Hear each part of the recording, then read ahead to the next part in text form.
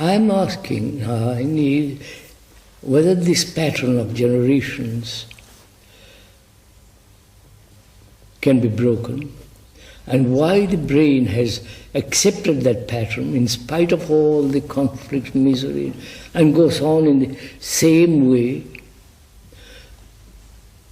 And is it possible to break that pattern? That's what I'm really asking. Yes, I'm saying the same thing in a different way. If an order has served its purpose, can it be put aside because it is no longer... But apparently it can't. It's no longer useful or adequate. But apparently it can't. Psychologically, we're talking, it can't. It doesn't. Take an ordinary human being like any of us, it goes on. Repeating fears, sorrow, misery, all that it's part of its daily meal. And Dr. Boma asks, why does it go on? Why doesn't it break through? And we say, is it so heavily conditioned that it cannot see its way out of it? Or it may be merely constant repetition. So the brain has become dull. So the momentum of repetition is there. Yes. And you can't get out of it. That moment of repetition makes the mind sluggish, mechanical. And in that mechanical sluggishness, it says that it takes refuge and says, leave, it's all right, I can go on. That's what most human beings do.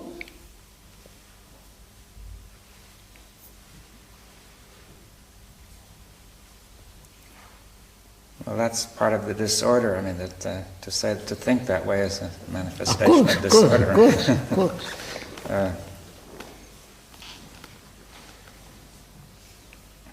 Do you connect order with intelligence, or is order something that exists on its own? Any kind of intelligence? Well, in which case, I mean, order certainly intelligence involves order, right?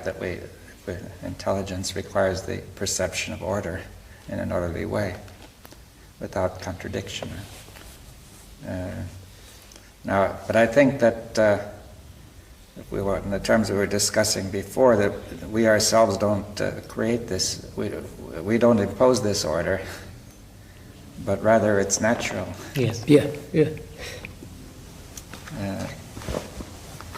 So, sir, let's come back. I'm the ordinary man. I see that I'm caught with my whole way of living and my thinking and my attitudes and so on, beliefs, is the result of enormous length of time. Time is, as we went into the other day, is my whole existence. In the past, which cannot be changed, I take refuge. Right? Yes. Well, I think that if we were to talk to the ordinary man, the first thing he would feel is he doesn't really understand time. You see that, that time is something that happens to him. Yes, but we went into that. Yeah. I am saying, I'm an ordinary man, and I see, after talking over with you, I see that my whole existence is based on time. Now, which is time is the past, and in that I take the brain takes refuge. Well, what does that mean? How does it take refuge? Because the past cannot be changed. Yes, we agree, but then people also think of the future. You see, it's common to think the future can change. So the communists have said, give up the past, we're going to change. But I can't give up the past.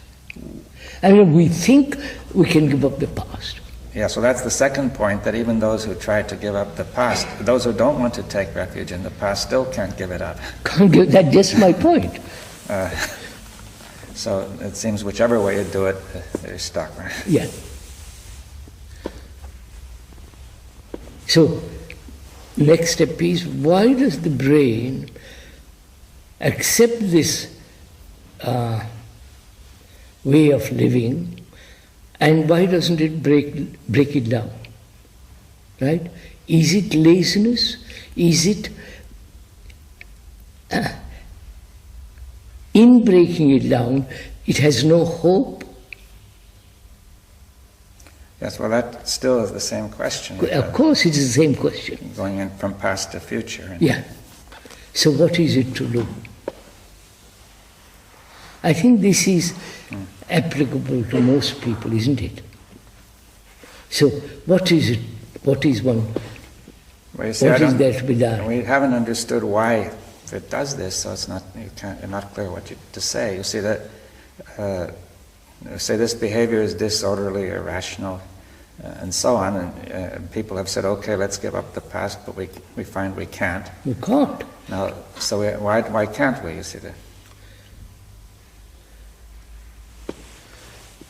Why can't we give up the past? It's that.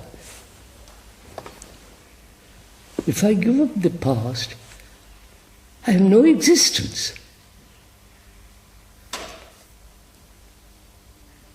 Well, you have to clarify that, because some people would say...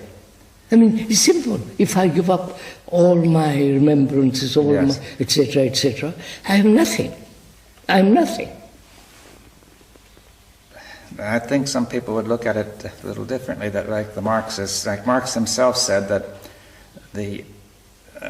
that it is necessary to transform the conditions of human existence, and that will remove this past, you see. But it cannot, it has not done.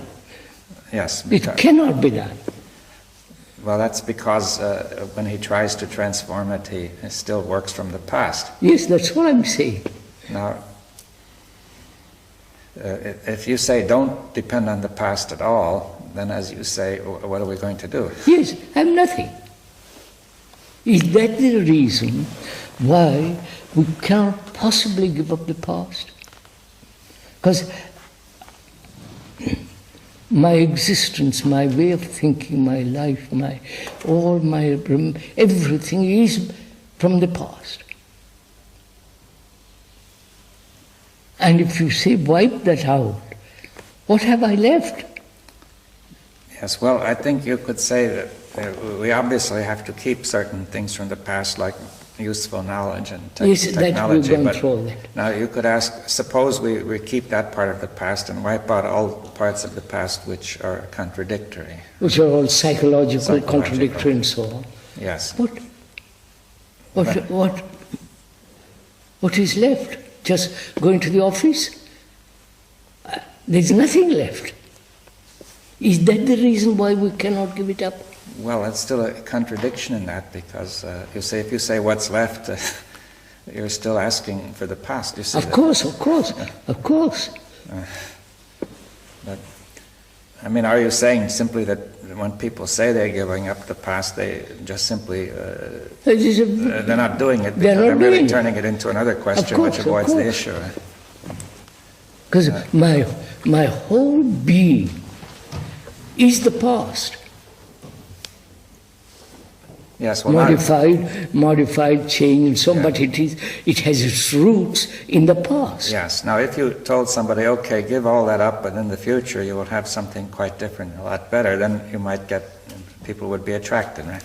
But the better is still from the past. Well, if you say that, but see, perhaps it could even be open and creative. You see, the people want to be assured that at least something that is just is going to be there. There is nothing. I want to be assured as a common man, or as a human being, something to which I can cling to, that can hold on. Or look for, or reach look for. Forward, reach. Right. Yes, reach. I mean, I feel not that they're clinging to the past, but they're reaching for something. Yes. That's the common feeling. If I reach something, it is still the past. The past. Yes, though that's often not obvious, because people say it's a big new revolutionary situation. But it has its roots in the past. Yeah. That's what I'm asking. past is disorder. As long as I have my roots in the past, there cannot be order. Because the past is pervaded with Yes, disorder. disorder.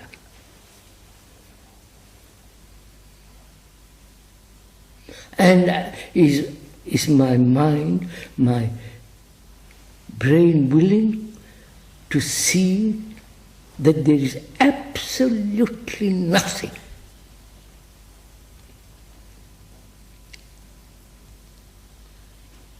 If I give up the past, you follow, sir? Yes, and you say there's nothing to reach for. And there's Nothing. I mean, there's Yes. no movement. Yes.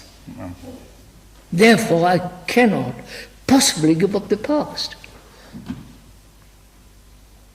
So, people dangle in front of me a carrot. And I, like a silly person, I follow it. So if I have no carrots, nothing as a reward or punishment, how is this past to be dissolved?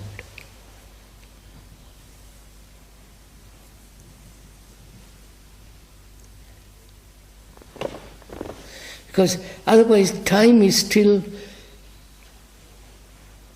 I'm still living in the field of time. And therefore it's still man-made.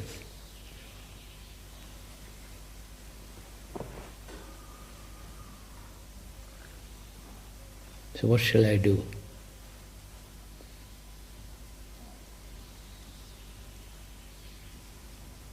Am I willing to face absolute emptiness? Right, sir?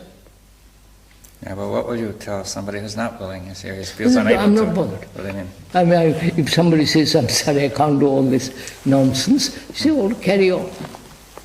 But I'm willing to let my past go completely.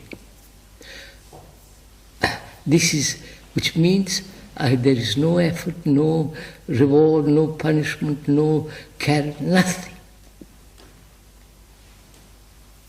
And the brain is willing to face this extraordinary state, totally new to it, of being, of existing in a state of nothingness. That's appallingly frightening.